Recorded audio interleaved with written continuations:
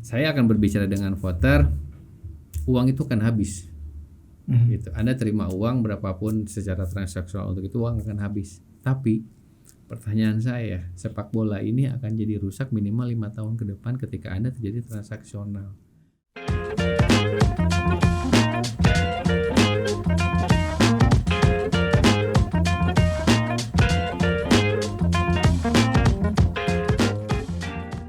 Halo Scorer, jumpa lagi dalam konten Discord, diskusi olahraga bareng Rais dan Donzo. Kali ini kita kedatangan lagi calon ketua umum PSSI. Oh, oke. Pengen kongres nih. Iya, kayaknya safari Ramadan. Ada Kang Dodi Setiabudi, apa kabar Kang? Siap, alhamdulillah sehat Kang. Alhamdulillah. Panjang kayak perjalanan nih. Lancar. Ya Kang Doni, Siap. kita tahu PSSI ini adalah sebuah organisasi yang besar dan peminatnya sangat banyak. Ya. Alasan dari Kang Doni sendiri akhirnya mencalonkan lagi setelah pada 2019 ya? Ya, Waktu itu 2019, sempat nyalonin ya, betul. tapi nggak lolos verifikasi waktu itu. Nggak Kang. lolos verifikasi. Nah, kali ini apa Kang? Iya, yang pertama memang ada rasa penasaran Kang. Jadi 2019 saya memang sempat ikut partisipasi sebagai wakil ketua umum. Saat itu saya bareng Kang Arif ya. Iya. Nah, cuman saat itu saya dinyatakan tidak lolos verifikasi karena masa periode aktif di sepak bolanya yang harusnya 5 tahun saya masih kurang 11 bulan. Oke. Betul, kurang 11 bulan di 2019. Nah, sekarang udah jalan 4 tahun, harusnya itu terpenuhi lah. udah aman Betul, lah ya, udah aman harusnya. lah. Betul. Nah, pertanyaannya kenapa saya pengen masuk di PSSI, karena setelah saya pelajari bahwa sepak bola Indonesia ini pangkal masalah itu memang di federasi. Betul. Jadi kalau kepalanya busuk, badan kakinya juga pasti tidak akan pernah sehat. Oke. Betul. Nah, kemudian setelah saya berpikir, kalau saya ingin membenahi sepak bola Indonesia, saya tidak bisa teriak-teriak di media sosial, saya tidak bisa teriak-teriak di televisi. Saya harus masuk ke dalam.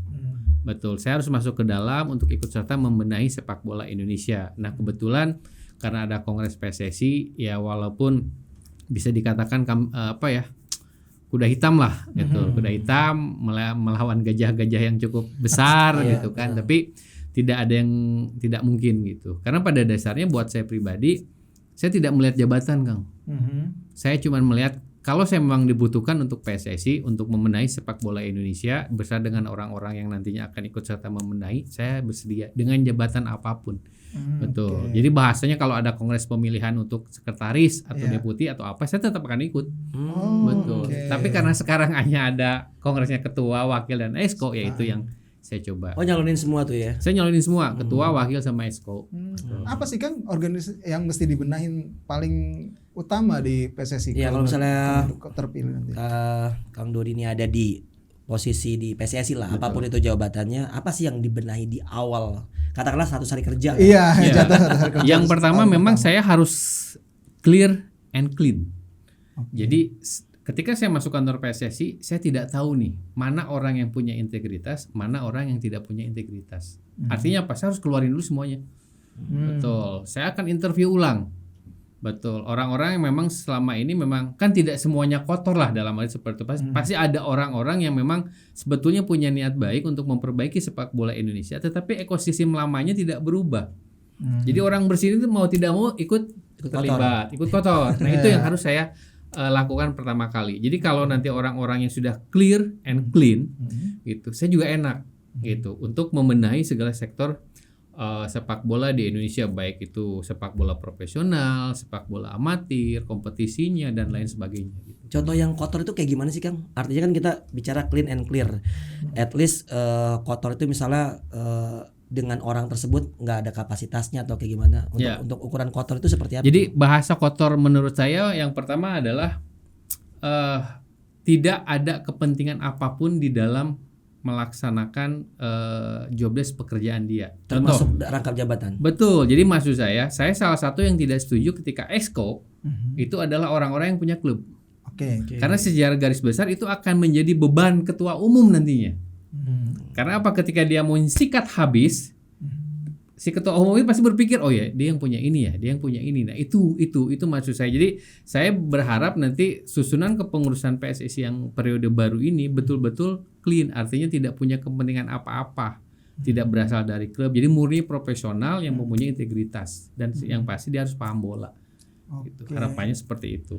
Nah, Kang, kalau nggak salah di postingan berapa waktu lalu ya, Kang Jel tuh lebih minat ke LIB sebenarnya. Betul. Itu gimana? Kenapa, Kang? Ya, jadi kalau boleh jujur, basic saya Mhm. Basic saya itu memang saya kan punya liga lah, liga amatir, liga komunitas kecil di Bandung yang alhamdulillah memang sudah ada gaungnya lah di Indonesia, punya kemampuan di manage liga. Akhirnya liga amatir kita orang banyak berkata bahwa walaupun amatir tapi pengelolanya profesional. Nah, karena basic itulah saya pengen terjun di LIB. Nah, yang jadi masalah adalah LIB itu kan sistemnya bukan pemilihan, Kang. Ya. Seorang dirut LIB itu adalah penunjukan langsung dari ketua umum. Yes. Betul. Dengan mayoritas nanti ada RUPS dari Betul. Nah, Pemiliknya adalah klub betul. Liga 1. Kalau saya tidak dikenal oleh ketua umum nantinya, gitu, ya orang tidak akan lihat saya. Ada satu momentum di mana melalui Kongres PSSI, ketika saya bisa duduk satu meja dengan Pak Erick Thohir, Pak Lanyala dengan kontestan yang lain, saya berharap ada pertanyaan. Oke. Kamu punya kemampuan di operator liga, mau nggak urus operator liga? Kesana sebetulnya gitu. Jadi harapannya ya saya berharap saya bisa memang terjun di kompetisinya sesuai dengan bidang keahlian saya gitu. Oke, apa sih yang mau dibenahin ya? Karena kan apa aja tuh Premier yang dibenahin dari Iya. kompetisi yang sekarang, ada jenjangnya kah atau Iya. secara Oke, kualitasnya? jadi kalau saya mempunyai program bahwa sepak bola itu akan saya bagi dua. Sepak bola profesional dengan sepak bola amatir. Sepak bola profesional itu kan pasti terdiri dari klub, kemudian sama dengan kompetisi. Ya, klubnya satu poin yang harus saya garis bawahi, tidak sebisa mungkin ada aturan yang namanya club ownership cross. Ya, Iya, nasib ya. betul. Itu sebisa mungkin tidak boleh. Artinya ada satu pemilik mempunyai beberapa Klub. klub, betul. Nanti jatuhnya arisan jadi nantinya itu satu. Nah, Seperti yang terjadi sekarang. betul, yang seperti yang terjadi sekarang. Nah, yang kedua, klub itu saya punya ide untuk melakukan yang namanya bank garansi. Oke. Bank garansi itu kenapa? Jadi kan banyak nih ada klub tidak mampu Collapse. bayar Ya. pemain Di tengah atau musim, tengah ya. jalannya collab, kemudian dia tidak punya bensin lagi, akhirnya pertandingannya dijual. Nah, dengan adanya konsep bank garansi, jadi bank garansi gambarannya kasarnya seperti ini. Jadi kalau misalkan klub itu punya 30 pemain, anggaplah rata-rata gajinya 10 juta. Berarti dia harus kalau satu pemain 10 juta dikali 10 bulan masa periode itu kan sudah 100 juta Ya. dikali 30 pemain 3 miliar. 3 miliar. Jadi si klub itu harus punya bank garansi bahwa apapun yang terjadi klub itu punya finansial Oke. untuk membayar si pemainnya. Nah, kalau klubnya sehat, pemainnya sejahtera, kompetisinya berlangsung tidak ada berhenti, tidak ada penundaan atau apapun, ruang lingkup mafia untuk masuk kan lebih susah, Kang. Betul. Karena apa? Secara kesejahteraan pemain terjamin. Klubnya juga sehat, jual beli pertandingan jadi tidak ada. Walaupun mungkin tanda kutip mungkin ada-ada saja karena sifat manusia yang tidak pernah merasa puas. Tapi sebagai kita coba memperkecil ruang lingkup orang-orang yang selama ini merusak citra sepak bola gitu kan. Menarik nih. Betul. Itu bicara profesional. Betul. Amatir? Nah, kalau amatir saya punya konsep adalah PT kompetisi. Gimana tuh Nah, maksudnya? PT kompetisi ini kan kita selalu melihatnya yang namanya sepak bola Indonesia ruang lingkupnya di atas. Iya. Liga Indonesia lah, timnasnya lah. Iya. Nah, pertanyaannya di daerah itu hampir dikatakan 90% memang kompetisinya tidak jalan. Ya, yang wajib menjalankan kompetisi itu adalah Asprop. Betul. Nah, Asprop menjalankan program kerja hanya berdasarkan proyek yang memang dananya sudah ada. Contoh, dia menggelar yang namanya Suratin usia 13, 15, 17. Dia bikin Liga 3. Dia tidak pernah bikin kompetisi lain. Ya, karena betul. memang dananya tidak ada. Betul. Nah, saya berharap dengan adanya PT kompetisi yang hampir sama dengan PT LIB lah kalau di pusat. Jadi PT ini yang akan menjalankan seluruh kompetisi di Asprop. Jadi bukan Asprof yang jalanin. Bukan. Oke. Asprop itu sebagai PSSI-nya nanti. iya, Tim oke. dia PT LIB Betul, lagi. PT gitu. LIB lah lagi, tapi itu di daerah. Nah, dengan konsep ini kan mereka punya bisa mengkreasi create event yang lain. Betul, karena sekarang banyak. Maaf nih, kompetisi yang paling terkenal itu bukan di bawah naungan Asprop. Kita bicara ada Liga oke. Top Score swasta. Betul. Saya punya Bandung Premier League swasta. Ada lagi event yang Junior League Junior anak-anak League, betul. itu juga swasta gitu kan. Sebetulnya itu kan adalah potensi yang bisa ditangkap sama Asprop melalui apa? PT. Nah, dengan adanya PT ini kan bisa profit sharing dari seluruh keuntungan untuk Aspropnya. Akhirnya apa? Ketika di dalam sebuah provinsi kompetisinya banyak dan bisa berjalan kontinu, Yang bagus siapa? Asprofnya. Betul. Dengan banyaknya jumlah klub dan luasnya wilayah mau dibagi berapa, Kang? Untuk amatir atau Amatir Nah, atau profesional juga amatir. kalau juga? amatir saya lihat cukup per provinsi dulu, Kang. Per provinsi. Betul. Contoh per provinsi. Saya punya liga namanya Bandung Premier League, itu di Oke. provinsinya Bandung atau di Jawa Barat. Oke. Gitu. Apakah itu pembinaan? Enggak, Kang. Karena itu usianya sudah di atas kan, Ya. sudah tidak mungkin dia jadi pemain nasional. Tapi apa yang saya ambil dari Bandung Premier League, pertama itu secara packaging liga itu jadi daya tarik. Ketika daya tariknya bagus, sponsor akan masuk. Yang kedua, pemain bola saya di Bandung Premier League akhirnya mengerti yang namanya law of the game.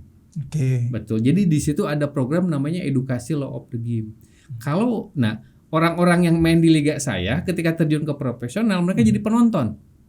Betul, Persib main, mereka nonton. Ya. Nah, ketika mereka nonton ada keputusan wasit, mereka tidak akan marah. Karena mereka tahu aturan. Oh iya ya, ternyata itu bukan handsball, ternyata itu ball hands. Ternyata itu juga bukan handsball, ternyata itu yang namanya deflection gitu. Atau misalkan dengan istilah-istilah yang akhirnya mereka bisa memahami gitu.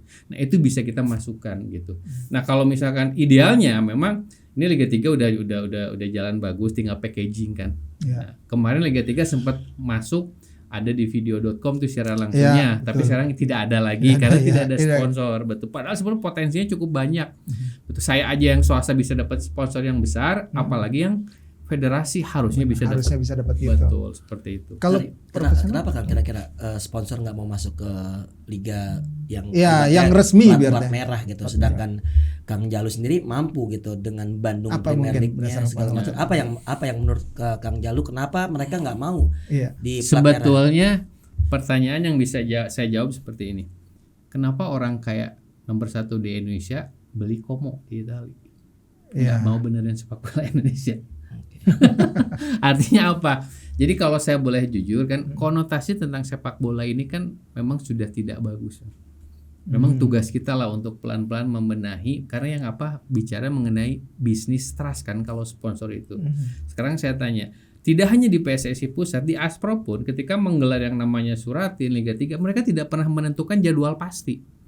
Jadi tidak ada, mereka cuma punya kalender 1 tahun. Tahun ini harus melaksanakan, tapi tanggal berapa, bulan berapa, konsep formatnya seperti apa, selesainya kapan, durasinya berapa lama, mereka belum bisa itu. Nah, itu yang mengakibatkan sponsor tidak tertarik. Berarti kejelasannya. Betul, kejelasan daripada event itu. Nah, saya selalu berbicara dengan sponsor, misalkan contoh bulan Juli saya sudah mau gelar Liga 1 BPL-nya. Saya udah masuk sarang sponsor. Saya terangin nih job desk-nya segini, bisnis plan-nya, timeline-nya seperti apa-apa. Jadi mereka percaya, dan yang kemudian harus ada sifatnya win-win solution dengan sponsor itu. Jadi kalau sponsor itu orang kebanyakan minta uang. Nah, orang kalau dimintain uang itu mungkin sekali ngasih, Kang. Tapi kedua ketiga kali orang nggak mau dimintain uang terus. Nah, konsep itu saya rubah. Saya selalu nanya, kalau saya kerjasama dengan perbankan, apa yang dibutuhkan bank? Rekening baru, oke. Seluruh pemain bola saya bukain rekening. Oke. Nah, jadi ada win-win bargain solution power. ya, Ya, seperti betul, itu betul. gitu. Pembinaan usia mudanya gimana, Kang, kalau misalnya kayak gitu? Ini dulu. Liga 1-nya Bodebegi tetap 2 tier. Nah, kalau saya jadi Profesional. memang ada kekurangan, Kang. Kita itu kan punya 3 tier sebetulnya, walaupun Liga 3 itu dikelola oleh Amatir. Asprof. Ya, Asprof. Dikatakan memang amatir. Jadi menurut saya Liga 1 memang jumlahnya memang sudah oke lah 18. Tapi kalaupun mau nambah bolehlah ke 20 kan. Oke. Nah, Liga 2 kita yang kebanyakan 28 sekarang gitu kan. Itu juga terlalu kebanyakan gitu. Jadi dibutuhkan yang namanya verifikasi klub. Ya, apakah dia sehat sebagai Bang Garansi tadi, kemudian infrastruktur mereka memang sudah punya. Akhirnya apa?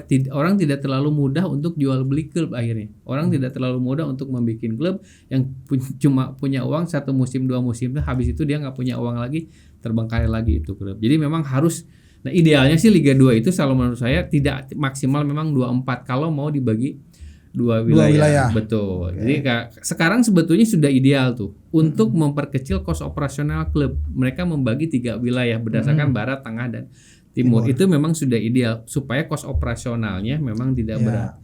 Bagaimana supaya lebih hemat lagi? Mungkin bisa dengan sistem bubble per wilayah. Oke. Betul. Pada Padahal sebetulnya sekarang ini kan sebetulnya semi bubble.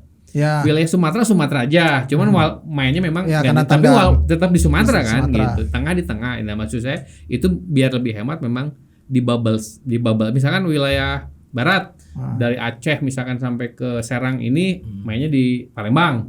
Nah, itu mungkin lebih hemat. Begitupun tengah atau timur. Nah, masuk Liga 3 kan setengah mati itu banyaknya kan. Iya. Liga 3 ini kompetisi yang paling tidak efektif. Saya pernah jadi PAC Liga 3 Jabar. Ketika saya tanya, pertandingan itu dibagi grup Kang. Satu grup itu 4, 3 kali main. Tuh.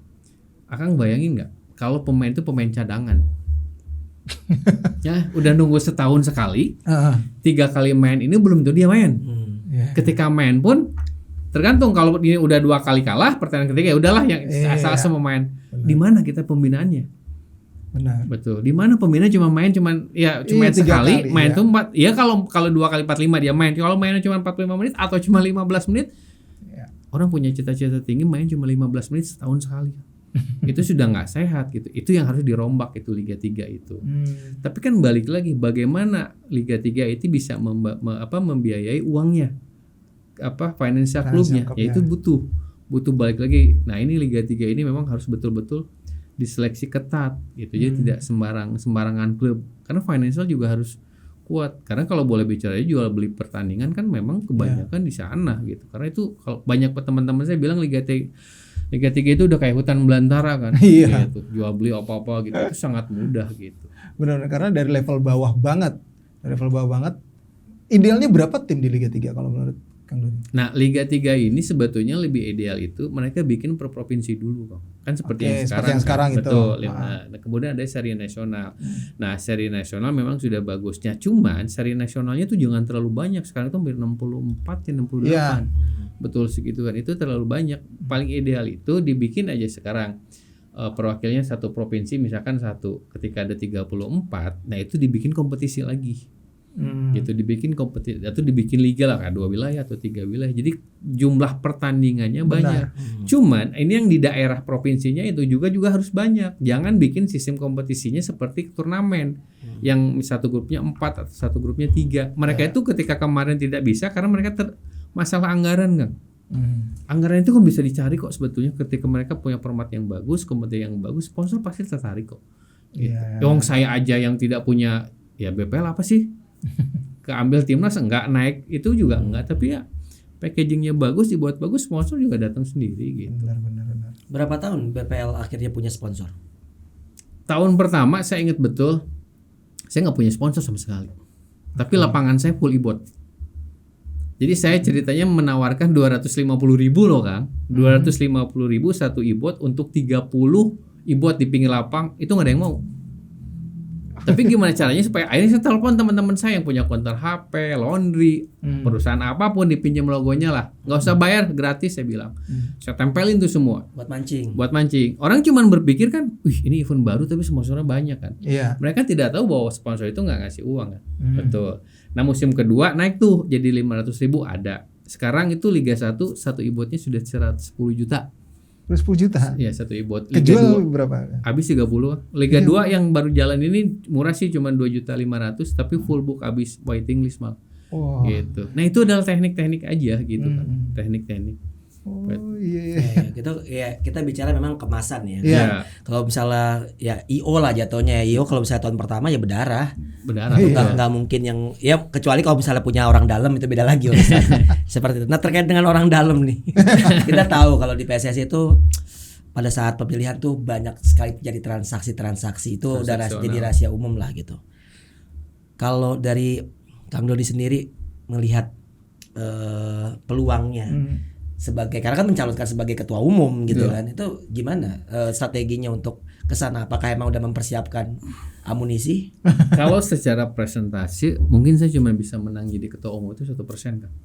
99% saya jauh di bawah dua calon yang lebih kuat lah gitu. Nah saya hanya akan berbicara terhadap voter karena memang nanti akan ada waktunya kalau tidak salah diberikan pemaparan visi dan misi. Saya cuma ingin menggarisbawahi kepada voter, transaksional itu selalu ada dimanapun.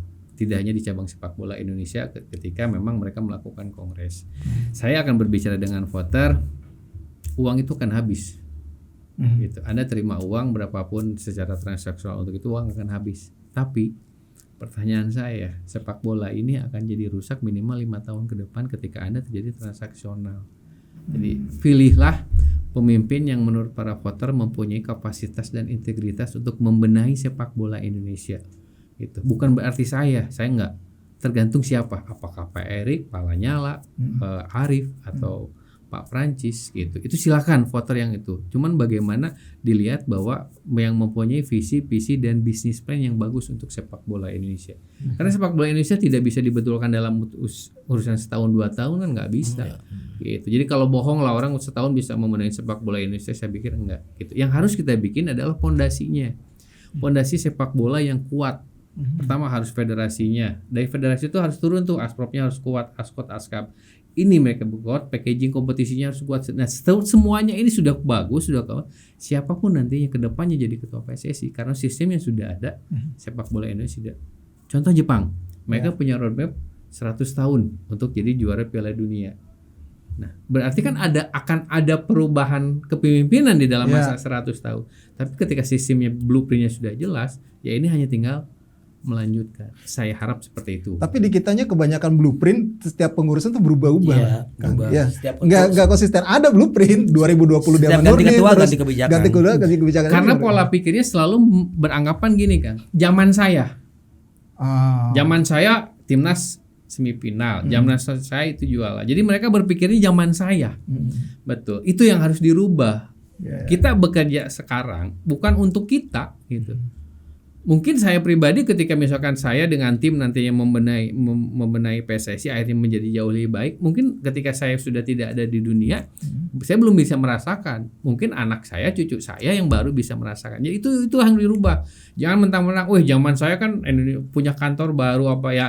Itu memang harus ada di zaman siapapun ke depannya gitu. Tapi yang paling penting bagaimana tadi pondasi tadi di manage dengan baik supaya betul-betul kuat gitu. Dan tidak berubah-berubah. Seperti yang tadi ini pindah. Gitu. Itu yang jadi masalah, betul. Nah, terkait dengan tadi anak cucu segala macam gitu, berarti kan kita bicara bagaimana pembinaan untuk langkah selanjutnya di usia muda. Betul. Kalau selama ini Kang, kalau misalnya melihat kompetisi usia muda kita ada yang namanya Suratin, ada Elite Pro Academy segala macam. Apa yang perlu diperbaiki dari itu semua? Sponsor utama. Tidak adanya sponsor utama, kemudian rendahnya keuangan, budget yang ada itu mengakibatkan kualitas kompetisi jadi tidak bagus. Saran saya, kalau saya misalkan ada di bidang kompetisi, saya mau jual tuh usia 13, saya mau jual usia 15, saya jual usia 17. Karena apa? Suratin itu kan nama legend, Kang. Iya, betul. Ketua PSSI pertama kali kalau tidak salah namanya Pak betul. Suratin. Itu jadi nama. Saya kan bisa jual nih ke sponsor. Misalkan ke salah satu perbankan, Bank A, dia megang nih jadi bapak asuhnya Suratin usia 13. Ini jadi usia. Kemudian ke BUMN kemana itu bisa. Nah, ketika kita punya finansial yang longgar, kita bisa bikin kompetisi yang bagus.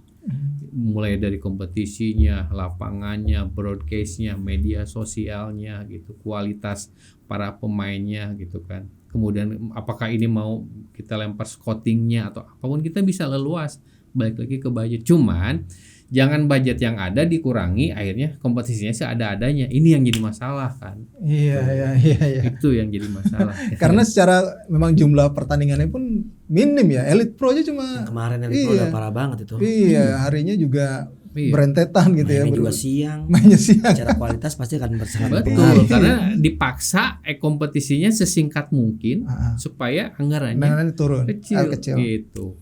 Kalau timnas Kang Jalu, ngelihat pengelolaan timnas dan mungkin apakah saat ini Sinteyong gitu, kalau misalnya Kang Jalu jadi ketua umum PSSI bakal diteruskan atau tidak? Saya satu pemikiran dalam bahwa Sinteyong itu bagus. Saya ngakui itu bagus. Cuman kan kadang-kadang seorang guru yang bagus itu juga bagaimana nanti meng-create murid-muridnya itu dalam arti pemain-pemainnya. Nah, pemain-pemain kita itu harus berasal dari kompetisi yang bagus juga gitu. Kalau secara personal dia bagus kan. Dia punya pengalaman, dari permainan juga kita sudah terlihat. Cuman kalau melihat bahwa hasil kemarin kalah, kan itulah jeleknya di kita. kalau kalah nggak juara udah ditutup mata dianggap jelek. Padahal sebetulnya bukan itu gitu. Karena lihatlah mungkin Vietnam, Thailand, mereka kan berproses tuh. Ya. Betul. Tidak seperti harus instan hari apa-apa. Jadi kalau saya setuju ya, selama memang keuangan PSSI-nya bagus, bisa mengontrak Sintayong, ya saat ini harus diteruskan. Betul. Karena kalau baru juga belum tentu, kan spekulasi kan. Iya. Kalau pelatih baru belum tentu gitu kan. Targetnya timnasnya mau sampai di ranking berapa kan kalau misalnya memang menjabat dalam 4 tahun kan waktu itu kalau Pak Iwan Bule kalau nggak salah 130-an apa 120 gitu saya lupa.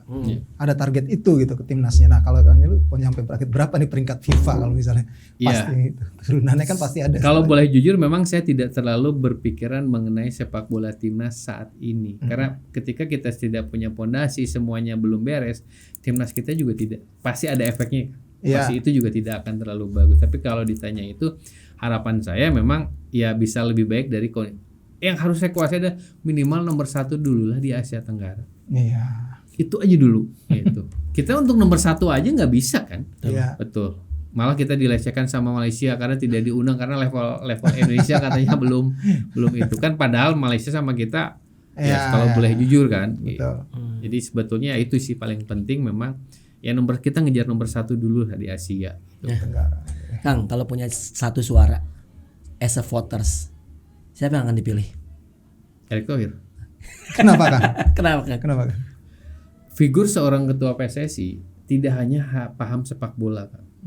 Gitu. Pak Erick punya basic sepak bola lah. Dia di Inter Milan, kemudian dia kemarin bisa dikatakan sukses lah. Setiap dia menggelar event apapun dia sukses gitu kan. Kedua, dia deket orang istana kan. Dia deket orang pemerintahan. Juga dia figur secara finansial juga dia kuat baik personal maupun corporate. Betul kan. Nah, figur-figur ini yang tidak bisa didapatkan dari kontestan yang lain. Betul. Karena bagaimanapun sepak bola Indonesia butuh disupport oleh pemerintah. Tidak bisa berdiri sendiri. Contoh, infrastruktur lapangan kita kalau boleh jujur mana sih yang layak? Mungkin masih kehitung jari kan? Betul, untuk menggelar suatu pertandingan yang betul-betul profesional masih kehitung jari. Nah, sekarang ada kesempatan nih pemerintah mau turun tangan semenjak ada kasus Kanjuruhan kan, memperbaiki infrastruktur lapangan, stadion. Nah, jadi memang harus orang pemerintah. Nah, Pak Erick kebetulan orang pemerintah, itu figur yang cocok. Gitu. Oke, Kang, terakhir harapan jelang Kongres dan mungkin pesan kepada para voter seperti apa Kang?